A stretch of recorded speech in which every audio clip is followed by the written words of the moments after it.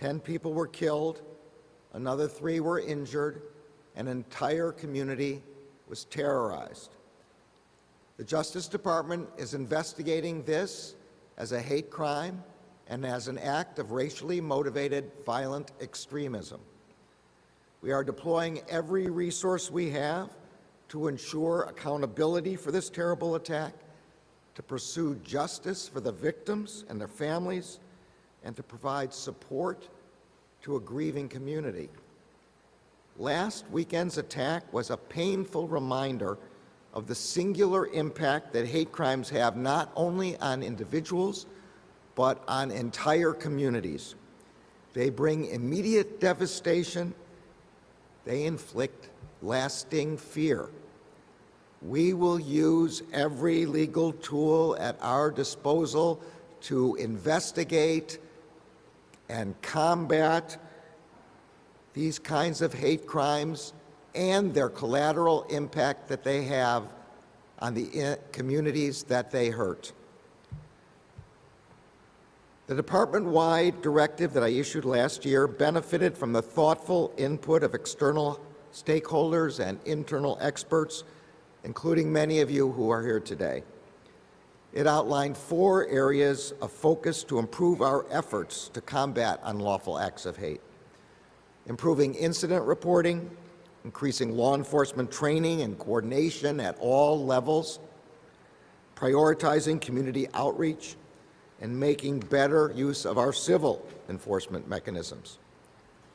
As I said at the time, each of these steps share the common goal of deterring hate crimes and hate incidents and addressing them when they occur, supporting those victimized by them, and reducing the pernicious effects that they have on our society. These are not easy tasks. We know the threats we face are evolving and that our strategies to confront them must evolve as well. Addressing them requires making total use of both our criminal and our non-criminal resources across the entire Justice Department. Our relevant investigating and prosecuting components, including the Civil Rights Division, U.S. Attorney's offices, the National Security Division, and the FBI, are hard at work maximizing their collective tools to prevent, deter, and respond to hate crimes and bias-motivated forms of extremism. I want to thank Assistant Attorney General Kristen Clark, Director of the Executive Office for U.S. Attorneys Monty Wilkinson, Assistant Attorney General for National Security Matt Olson, and FBI Director Christopher Wray for their leadership and for their dedication to this work. In February of this year alone, the Justice Department convicted the 3 men who targeted and killed Ahmaud Arbery simply because he was a black man jogging on a public street. Our prosecutors convicted an individual who, motivated by racist and xenophobic beliefs about the COVID-19 pandemic, targeted and attacked an Asian family at a supermarket in Midland, Texas. And a federal court sentenced a man in Tennessee for setting fire to 4 separate churches in that state. These 3 results in 1 month represent just a small sample of the investigative and prosecutive efforts that the Justice Department is undertaking to confront hate crimes using our criminal enforcement mechanisms. But we recognize that in order to address the destructive effects that hate crimes and hate incidents have on entire communities, we must make better use of our non-criminal tools as well. Today, I want to announce 3 important steps we are taking that reflect our holistic approach. First, along with our partners at the Department of Health and Human Services, we are issuing new guidance aimed at raising awareness of hate crimes during the pandemic. This guidance includes several steps that community-based organizations, law enforcement, government officials, and others can take to raise awareness of hate crimes and hate incidents, and how that increased awareness can be used as a tool for prevention and response. This guidance focuses on both hate crimes and hate incidents and was created with the input of many community-based stakeholders and public health professionals. In just a moment, Deputy Secretary Palm will discuss this guidance further. Second, I am pleased to announce that the Department has hired Ana Paula Noguez Mercado as our first ever full-time Language Access Coordinator. Ana, please stand up.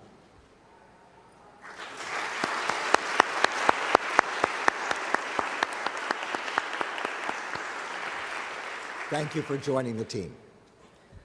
We know that language access is a major barrier to the reporting of hate crimes and hate incidents. Ana will join our Office of Access to Justice, where she will work to improve knowledge, use, and expansion of the Department's language access resources. Third, I am pleased to announce that the Department is releasing $10 million in grant solicitations for new programs to address hate crimes. $5 million of this grant funding was authorized under the Jabara Hire No Hate Act. These grants will support better hate crime reporting to the FBI and will fund states to establish and run reporting hotlines for victims of hate crimes. The other $5 million will go to supporting community-based approaches to preventing and addressing hate crimes. I want to thank Congress for providing the funding that allowed us to launch these grant programs. And I want to thank Amy Solomon and her team at the Office of Justice Programs for administering these important grants and putting these funds to good use. Confronting unlawful acts of hate is a matter of moral urgency for all of us here today, and it is a charge deeply rooted in the Justice Department's founding. As I have noted many times before, this department was founded in 1870 in the aftermath of the Civil War with the first fundamental purpose to fight the white supremacist attack on black civil rights after the Civil War. 152 years later, the task to combat hate-fueled violence remains central to the department's mission. We do this because it is our legal obligation, and we do this because it is our moral obligation.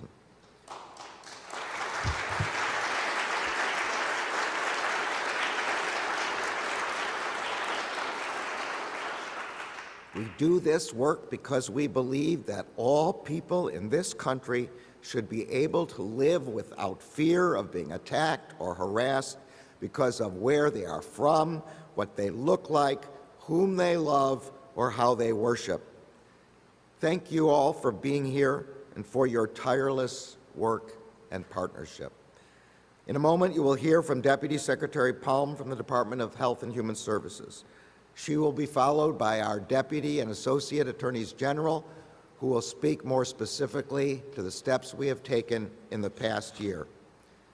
Before that, however, we will play a short video featuring reflections from the family members for people who were killed by hate crimes, but whose legacies will have an enduring impact on combating hate crimes. Thank you to the families of Heather Heyer, of Khalid Jabara, and of Matthew Shepard and James Byrd Jr. for your important words in this video. And thanks again to all of you who are here with us today.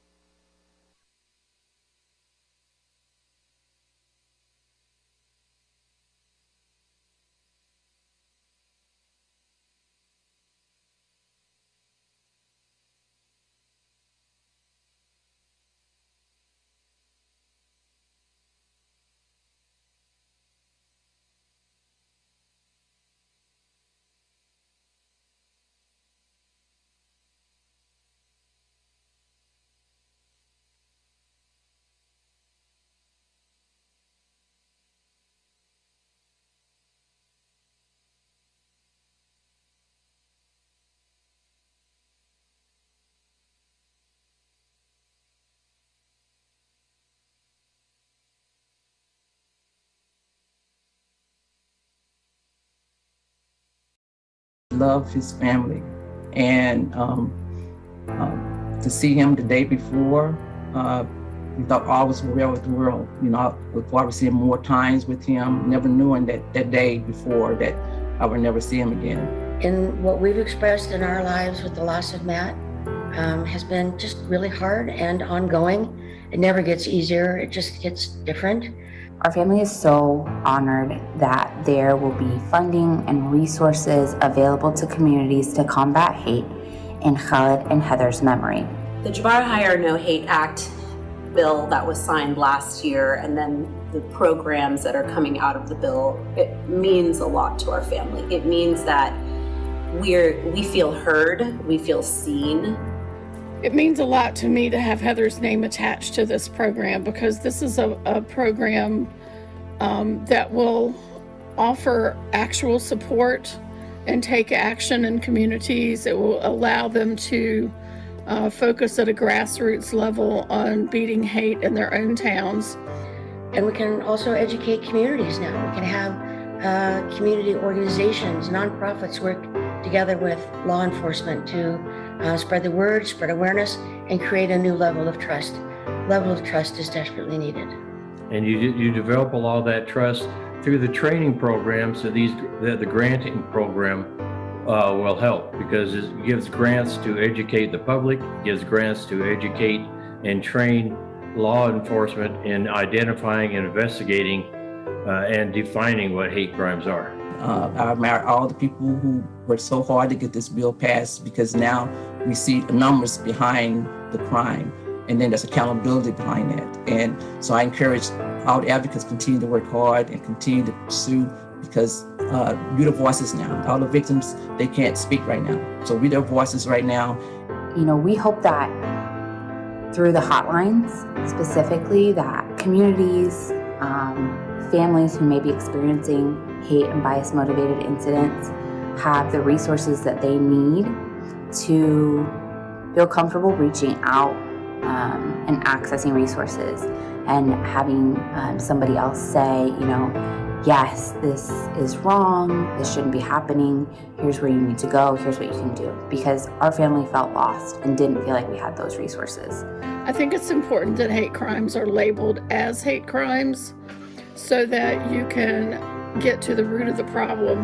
It's so important that when a hate crime occurs, that we as a community, that we as a country name it a hate crime, that we come out early and we say what it is, because that allows for victims to feel heard and validated, and for communities to heal, but also to address the larger problem. And so that gave us a sense of release that it's not going to be swept on the rug. This is something that's going to really happen, and we got people behind us in this. We're not alone. And sometimes communities can either divide a person or bring together. And that time, just the community came together for us during that time. And so they gave us a light that we will, with the support of others, survive this trauma. To have a bill named after Khalid and Heather Hire really feels like, you know, we're working towards something, and it feels hopeful to us.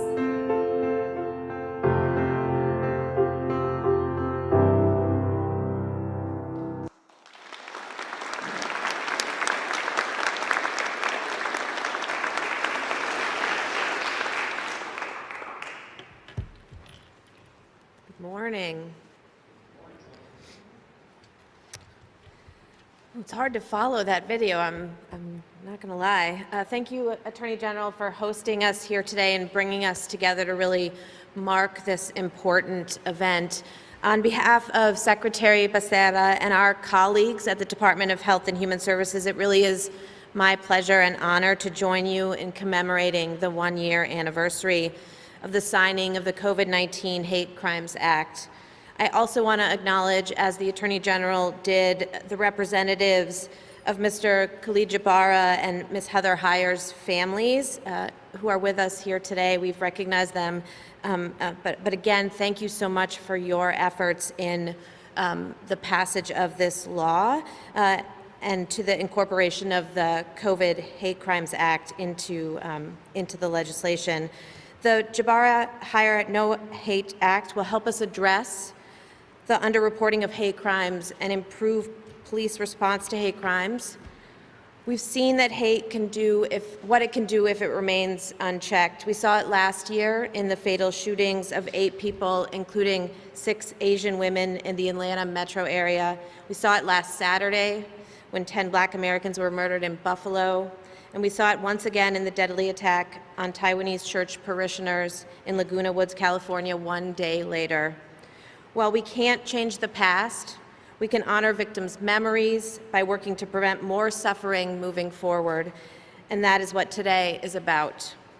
Last year, when President Biden signed the COVID-19 Hate Crimes Act into law, he left no doubt that we stand together as a nation to fight hate and racism. Because hate doesn't just kill, it leaves scars on individuals, on entire communities, not only in the immediate aftermath, but sometimes through generations. And it's not just a matter of law enforcement, it is a matter of public health. That is why on today's anniversary of the signing of the COVID-19 Hate Crimes Act, DOJ and HHS are releasing joint guidance that the Attorney General referenced to help our communities raise awareness about hate crimes that have occurred throughout the time of this pandemic. The guidance is based on the expertise and experiences of DOJ and HHS, a review of the available resources about the rise of hate crimes and hate incidents, the input of the COVID-19 Health Equity Task Force, and this guidance is highly informed by community input. Communities shared and we listened. Through the joint guidance, DOJ and HHS aim not only to raise awareness about hate crimes and hate incidents, but also to propel action, response, and prevention to really address this urgent crisis. In it, we provide 11 recommended methods to better address hate crimes and hate incidents, and I will highlight just a couple. We focus a lot on engaging healthcare providers, clinics, health systems, and others in the healthcare community to really address hate crimes and hate incidents. We prioritize cultural competence and language access so that we can address unlawful acts of hate as well as xenophobia stemming from this public health crisis. And as the Attorney General also mentioned, we really prioritize community outreach and engagement in this guidance. Through our actions, we can both prevent and respond to acts of hate, and we can empower law enforcement, government officials, public health systems, and community-based organizations to protect and support communities most frequently impacted. In all, the guidance is an important tool to prevent and respond to hate crimes and hate incidents. Beyond this guidance, I can tell you that at HHS, we are committed to doing our part to protect the health and well-being of all communities from bias. Since the COVID-19 pandemic began, we've launched campaigns to advance vaccine equity. We've launched an Equity Technical Assistance Center at HHS to provide training, tools, to do equity assessments that really focus on the way we make policy, the way we deliver programs, the way we do our research and analysis at HHS, so that we as an institution, as an organization, are more equitable moving forward.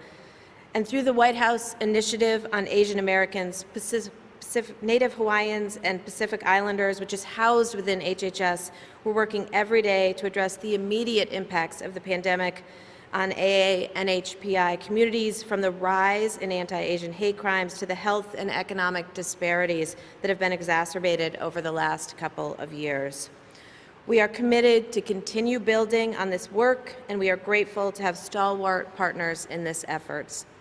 In closing, I really do want to thank our partners. I want to recognize also Senator Hirono, author of the COVID-19 Hate Crimes Act, Congressman Don Beyer, Congressman Mark Tacono, and Congressman Andy Kim, who I think are also here with us today. Again, my appreciation to the Attorney General, to Deputy Attorney General Monaco, Associate Attorney General Gupta, who have all been such tremendous partners to us in this effort and in a variety of others that we have undertaken as part of this administration, and of course to our community partners across the nation who are really critical to driving this work and helping us embed it in communities moving forward.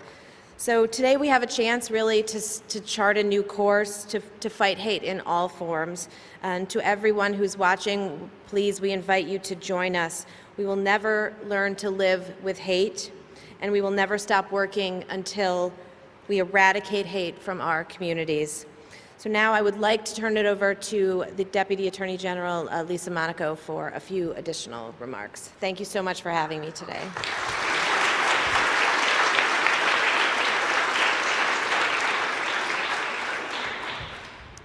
Thank you so much, Andrea. I want to add my thanks and my welcome to our distinguished guests, members of Congress, our partners from the civil rights and law enforcement and public health communities, and especially to the families of Heather Heyer and Khalid Jabara. Thank you all for gathering today to commemorate the one-year anniversary of President Biden's signing of the COVID-19 Hate Crimes Act and the Jabara Heyer No Hate Act. Ensuring the rule of law and making real the promise of equal justice are the principles upon which the Department of Justice was founded. And these are the principles that are the department's North Star. No one in America should fear violence because of who they are. The department will not tolerate any form of terrorism, hate-based violence, or unlawful discrimination.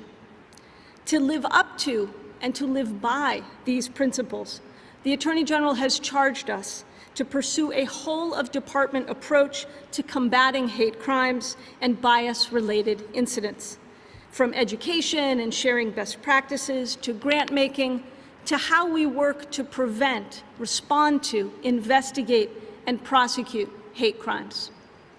As the Attorney General said, we will use every tool and legal authority at our disposal to combat hate crimes and bias-related and bias-motivated extremism. And when the unimaginable happens, as it did last Saturday in Buffalo, we will bring every resource to bear to respond and to seek justice. We are committed to drawing on the full resources of the department and the expertise across all of its components. The communities we serve deserve no less.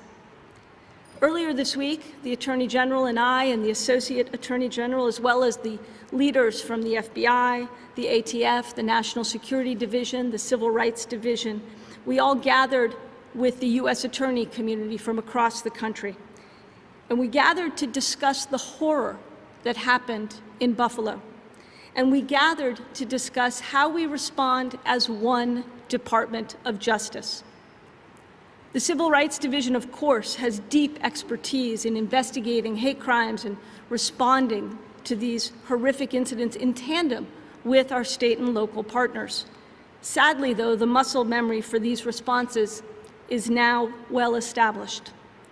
The National Security Division provides leadership on responding to domestic terrorism and is working in lockstep with the Civil Rights Division when hate crimes and bias-motivated extremism rear their profoundly ugly heads. The FBI's investigators and victim services and forensics experts all immediately launch in partnership with state and local and community experts. And of course, the Community Relations Service plays a crucial role working with our community partners as the department's peacekeepers.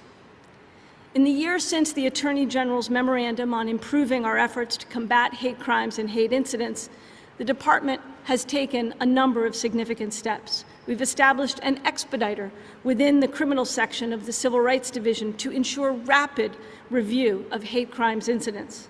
The FBI has launched a national anti-hate crimes campaign, including 56 field offices, to encourage reporting.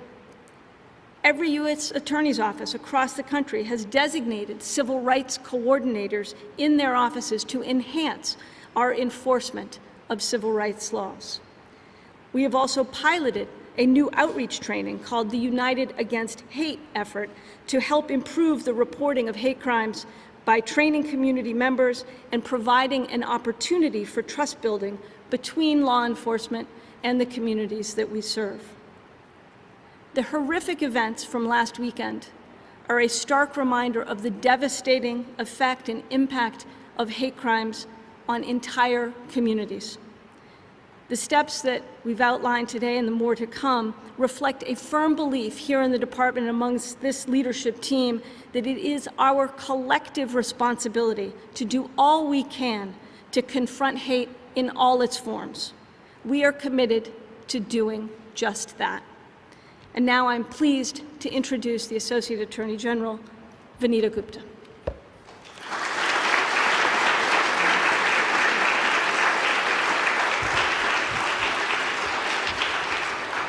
Thank you, Lisa. Good morning to everyone. And thank you all for joining us today. I look out and I see everyone is playing a role, whether from law enforcement, community groups, members of Congress that gave us additional tools to do what we can during this moment of great concern around the resurgence in hate crimes, victim services, and parts of the department that are really hard at work, working 365 days of the year to ensure that we are doing all that we can to combat hate and honor our shared humanity. I want to especially obviously recognize members of Congress and Senator Hirono, Representative Beyer, Representative Kim, Representative Takano, the tools that you gave us with the COVID-19 Hate Crimes Act and the Jabara Hire No Hate Act are incredibly important to allowing us to try to do all we can to meet this moment. Advocates like Susan Bro and the Jabara family, civil rights community leaders that have been hard at work on these issues for quite some time, thank you for everything you are doing to make this nation's promise of justice and equality under the law more real for more Americans. As the Deputy Attorney General discussed, we use our criminal enforcement authority to prosecute those who commit hate crimes. But we also know it is not enough to wait until a hate crime occurs. We have to address hate well before it escalates into violence. The department uses all of its tools to combat hate and mediate conflict to ensure that communities feel safe and feel protected. We have seen too much hate in the last year and a rise in it, and we must do all that we can to use all of the tools at our disposal at the Justice Department to address this need. Many acts of hate are unlawful under civil anti-discrimination laws, and the department vigorously enforces those civil rights laws to ensure that people are free from harassment in schools, employment, housing, public accommodations, and elsewhere. Here, the work of the Civil Rights Division is vitally important, and I want to thank Kristen Clark for her leadership in this regard. For example, in October of 2021, the Civil Rights Division and the United States Attorney's Office for Utah announced a settlement agreement with a school district to address widespread racial discrimination in the district's schools, including serious and widespread racial harassment of Black and Asian American students by both staff and students. Another critical tool is one that the Attorney General and the Deputy have mentioned, the Department's Community Relations Service, which has been revitalized under Attorney General Garland's leadership. CRS provides facilitated dialogue, mediation, training, and consultation services to help de-escalate tensions and help unite communities that are facing bias-related conflict. Today, I'm very pleased to welcome into the DOJ family, or actually welcome back, newly Senate-confirmed Director of CRS, Paul Montero. Paul, will you please stand?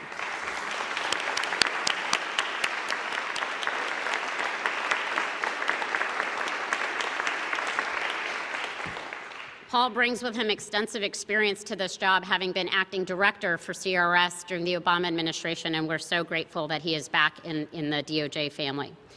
The department also seeks to develop resources that can help empower communities targeted by hate and that provide effective strategies that the department, government officials, and law enforcement can use to engage with and serve those communities. Under the Attorney General's directive, I designated one of my deputies, Rachel Rossi, who is here today, as the department's first ever hate crimes resources coordinator to help develop those resources. Rachel's done an extraordinary job working with community-based and advocacy groups and the U.S. Attorney's offices across the country to create and centralize the department's anti-crime, hate crime, and incident resources. Yesterday, Rachel was announced as our new director of the Office of Access to Justice, and I'm grateful that she is going to be taking on that role, and pleased to announce that Saeed Modi will be taking on the new role. He's a longtime veteran prosecutor in the Civil Rights Division. He's joined my office and will soon assume this coordinator role.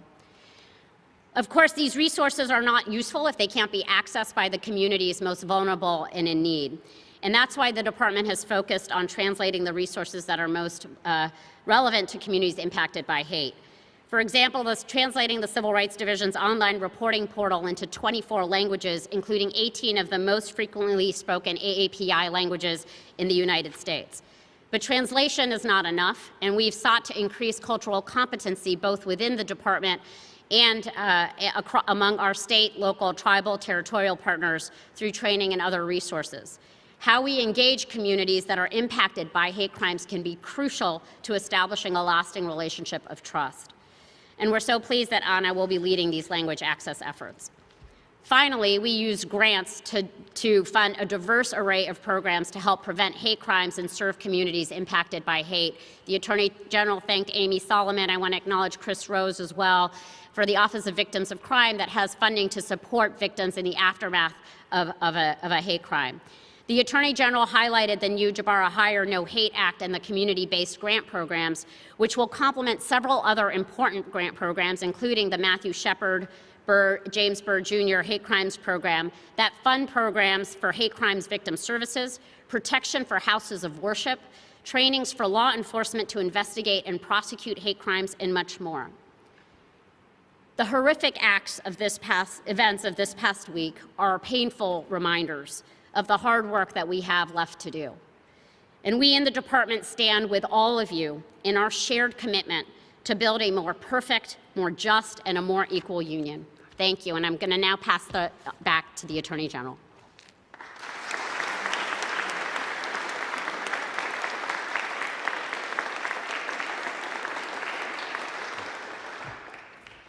So as most of you know, this event was long planned.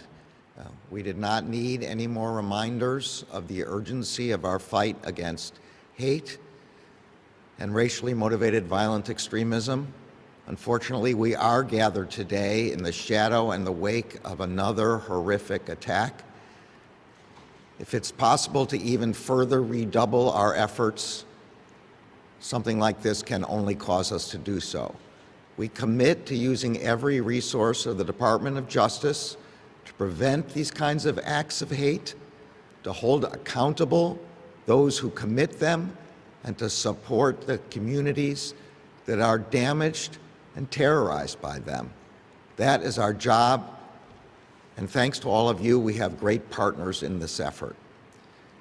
I want to say today is a beautiful day, and all of you are here, and we would be grateful if you'd think about mingling with each other in the courtyard when you step down onto the first floor. It's a nice day and a nice chance for all of the supporters of anti-hate to get together, see each other, and talk to each other. Thank you so much, all of you, for coming.